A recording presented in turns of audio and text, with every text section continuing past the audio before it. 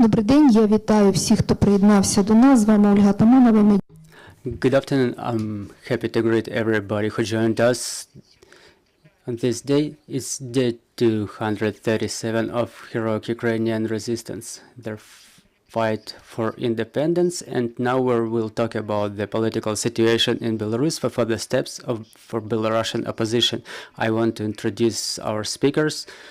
Today we have with us Valery Kovalevsky, representative for foreign affairs in the United Transitional Cabinet of Belarus, and Tetyana Martynova, representative of civil society in Ukraine, public figure. Hello. Hello, let's talk about this. Thank you for the opportunity to disclose the situation in Ukraine. We understand Ukrainian perfectly. Not everybody speaks it good so far.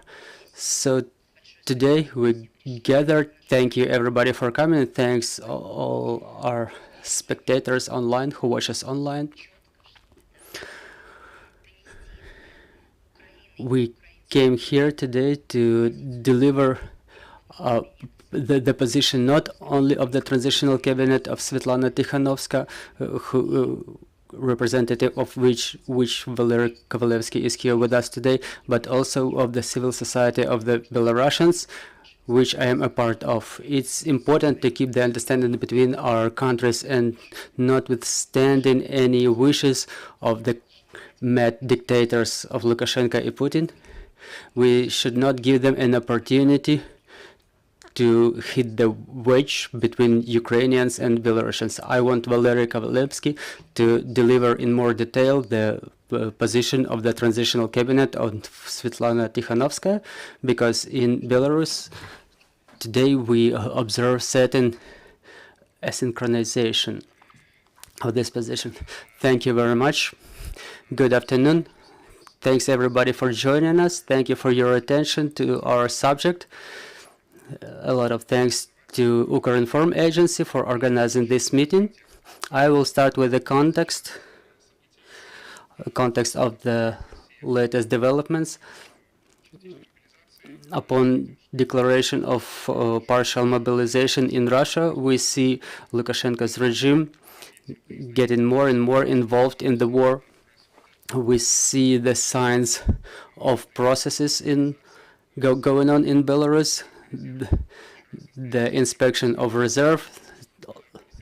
Recently, yesterday, a briefing of military attaches was taken place in Kremlin to give the information about the Lukashenko's regime provision of security under these current new conditions. What's important is what we see now. We see Russia bringing more and more personnel and material to Belarus, which may be a sign of preparation of the new stage of invasion of Russian forces, of invasion in Ukraine from Belarus. We cannot describe the role of Belarusian military in these actions, but what we can say for sure that Lukashenko is taking anti-Ukrainian stance.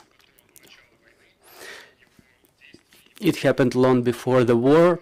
His rhetoric, his invitation of Russian troops to Belarus, it was all decided without any advice from the Belarusian people. We've heard very hostile rhetorics in regard of Ukrainian people and Ukrainian government from Lukashenko. And we can responsibly declare that Lukashenko's made his political choice, and he's ready to take part in this war with more forces. The only thing that still withholds him is his fright of the Belarusian people, and the fact that Belarusian military may refuse to fulfill his orders. The subject of Belarusian independence becomes more and more important in this stage, as we understand that supporting the aggression of Russia in Ukraine, Lukashenko creates the threat to Belarusian independence and Belarusian security. This becomes the most important goal of the joint transitional cabinet of Svetlana Tikhanovska now,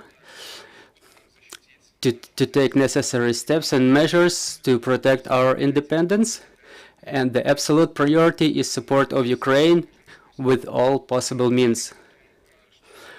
We're talking about our preparedness to work on the international platforms to support Ukraine.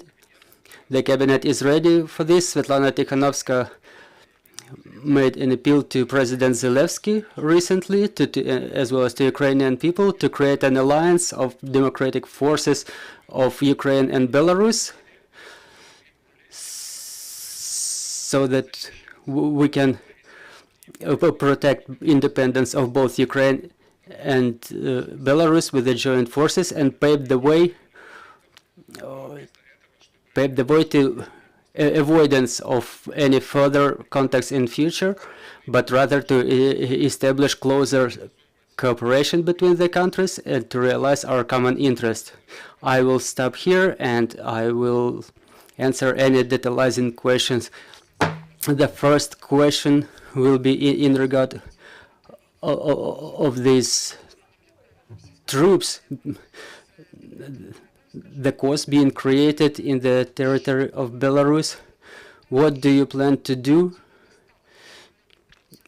to not make it happen, so that the new invasion does not happen from Belarus in Ukraine? Well, first of all, is the information work. As we all understand, it's very active during this war, which actually differs this war from any previous ones. It's very important to communicate to the Belarusian people, to the Belarusian military. It's not feasible to fulfill the criminal orders of Lukashenko. We have to remind the Belarusian people that any involvement in this conflict will make Belarus a legit target for hits by Ukraine, because we understand that we can get involved more on a deeper level in this conflict. And talking about the long-term perspective, we pose the security of Belarus under threat, and we remember that on the primal first stages of this war, the Belarusian guerrillas were taking diverse actions on the railroad and to break the logistic chains and to contribute to a better protection of Kiev by Ukrainians, which was the main target of the military operation on the first stage. And I want to remind you that the principal strike was taking place from the from behind Belarusian border, and without Lukashenko's contribution, the war could have very different shape. And it's important to mention that there are hundreds of Belarusian volunteers taking part in the war against Russian aggression on the Ukrainian side. And we take all the necessary steps, all possible steps to support them. Those are the people who have their main priority as protecting Ukrainian and Belarusian independence. And we have clear account of Russia being an aggressor in this war, and we will support the Kalinowski regiment with all forces. And we support Ukraine in all the international platforms, in Council of Europe, and we lobby Ukrainian interests in European Union and other organizations as well on a bilateral level, and we are ready to develop our political and military cooperation. In this regard, I would want to emphasize that the conditions for service of the Belarusian volunteers in Ukrainian armed forces could be better. It may cover the obtaining of Ukrainian citizenship by the Belarusian volunteers. It came to our knowledge recently that that the families of Belarusian volunteers who may perish in this war, they will not receive any compensation in case they are located in Belarus. In our opinion, it requires additional attention, and it may negatively reflect on the potential of this movement in Ukraine. Mr. Valery, you mentioned that you support the cooperation between Belarusian opposition and Ukrainian government, and we follow closely all the declarations and announcements made by your opposition leader. And do we have any any principal questions which are critical for you, so to say? But we haven't heard any articulated declarations by the Belarusian opposition in regard of Putin, his regime, and Russia. What's your formal stance on that? Thank you. It's a very important question, and thank you for the opportunity to clarify. From the very beginning of the war, the key message of Svetlana Tikhanovskaya was to support Ukraine by all means in this war. The second is that Lukashenko and Putin are the war criminals, and they have to be liable, and they should suffer more sanctions. Both regimes should to undertake more actions to organize the tribunal for Lukashenko and Putin. They deserve sitting on the same bench and sitting in the same cell. And it's very important to provide support, both technical and ideological and informational. In this regard, our stance is coinciding. Talking about Russia, the cabinet has new rules developed to withdraw from a part of the agreements with Russia. Some of them fully undermine the national interests of Belarus. We can mention both political and military cooperation and organization for joint protection, and the agreement of the joint state of Belarus and Russia, and the treaties of the economic integration which provide control of Belarus to the Kremlin, which we cannot afford. An alternative should be closer ties of Belarus with Europe. We belong to the European civilization, we belong to the European family. During Lukashenko's reign, Belarus withdrew from there, and this civilizational choice is not being shared by the Belarusian people. We count on support and joint work with Europe. And another question I cannot help asking, it's also principle for Ukrainians and Ukrainian government. What's the formal stance of the joint cabinet as to the Crimea? We support the territorial integrity of Ukraine, and it means that Crimea should become Ukrainian not only de jure but de facto as well. Dear colleagues, your questions.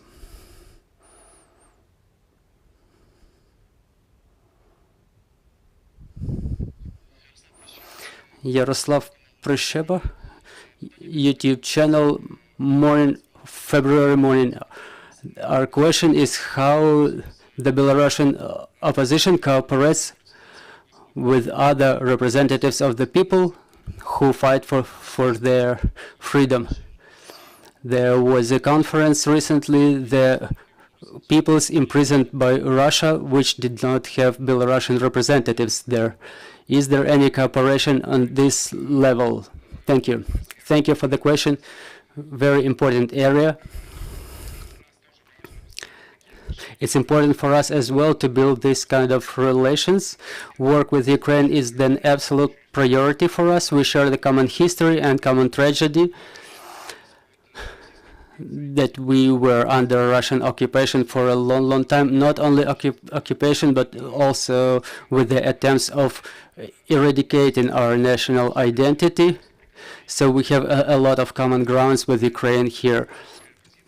As to the work with Russian opposition, we haven't seen any clear signals about their joint stance about on what should the Russian policy be with regard to the countries encircling it. We haven't heard any declarations, any appeals from Russian opposition to refuse the empire policies. It should treat both integrity and national identity of the neighboring countries based on their national interests, and it's something which the Russian opposition is supposed to do in future, which will be a very important indicator for us to build the further relations between our countries. Any more questions? Mr. Valery, we're quite confident the victory will be ours. If we talk about the period after our victory, what will be position, what will be the stance on the compensation for the damages inflicted for Ukraine? We understand that due to Lukashenko's actions, his decision to take part in this war, Belarus became a co-aggressor in this war. We don't refuse this liability, and we emphasize that it is so, and according to the United Nations resolutions of 1974, Belarus falls under one of such criteria. We don't refuse this responsibility, but we have to take into account that since 2020, Lukashenko is not acting on behalf of Belarusian people. He usurped the power, and he reestablished his power not by dialogue with the society, but by force. And we see his stance, we see his actions until this day. So what we were talking about before the war, that Belarus is under internal occupation. We were taking away our rights of participation in the political process. Lukashenko's actions undermine national security. After entering of Russian troops in Belarus, we can say that Belarus is under double occupation, and it's critical for us for the time being to get rid of Russian presence, completely get rid of Russian presence, to eradicate any possibility of allocation of Russian troops in Belarus, because those are the signs of occupation.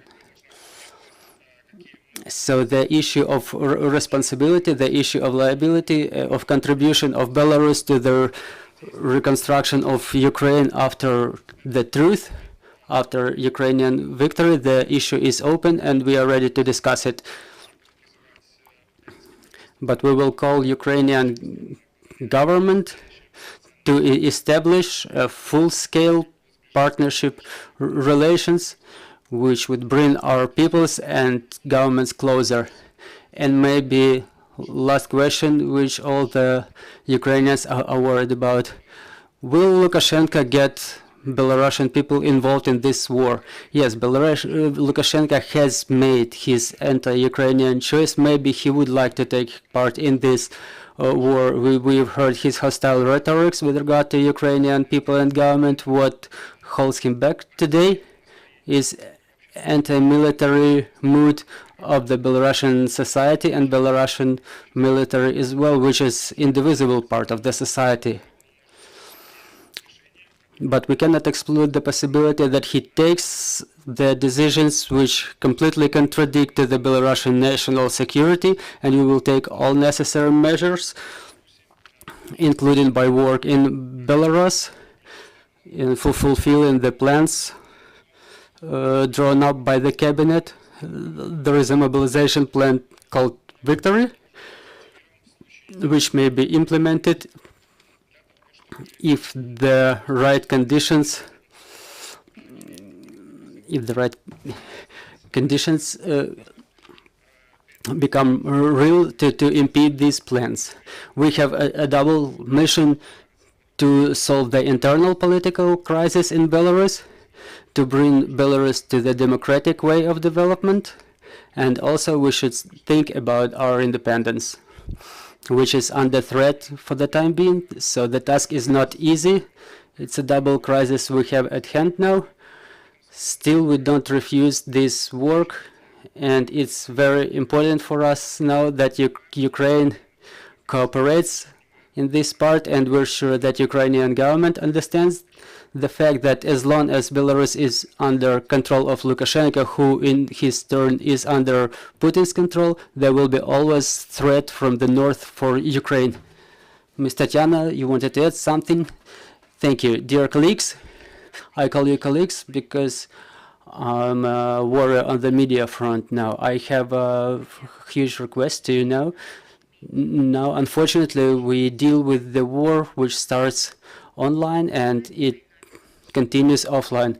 Online, there is a war going on between Ukraine and Belarus for the time being, and it's on for months now. It's Lukashenko's war. It's not Belarusian people's war, and it depends mostly on us to which extent Belarusian and Ukrainian people will stay close. Russia deteriorated, absolutely smeared the notion of brother nations that we avoid pronouncing, articulating now, but we're still close. And now if I see online as Ukrainians, and they do have a right to that because there are rockets flying and missiles flying from Belarus to Ukraine, I want to call you that Belarusian people today are in the same situation that the inhabitants of Ukrainian Kherson. Still, Ukrainian people have the armed forces of Ukraine, and the people of Belarus, they don't have armed forces of Ukraine. Thank you for your attention, dear colleagues. Thank you for interest to this subject. Please follow our further announcements. Our next briefing is at 14:30, and we'll talk about the consequences of missile strikes on the capital. Let's continue working for the victory. Glory to Ukraine. Thank you.